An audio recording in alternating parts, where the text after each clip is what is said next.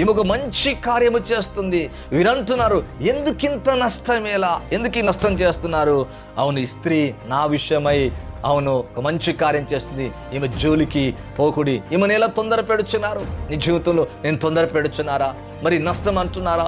దేవునికి ఇచ్చేదాన్ని, దేవుని విలువను గుర్తించి నువ్వు ముందుకెళ్తాంటే నేను అడ్డుకుంటున్నారా? నేను ఆపివేస్తున్నారా? నేను డిస్టర్బ్ చేస్తున్నారా? అటువంటి వారు అటువంటి వారు అన్ఫెయితబుల్ వర్డ్స్, అన్ఫిల్దీ వర్డ్స్, ఇంకొక విధంగా చెప్పాలంటే నిన్ను ఆటంకపరిచే ప్రతి మాటలు వినక విశ్వాసముతో నువ్వు చూడాలా, విశ్వాసముతో ముందుకెళ్ళాలా.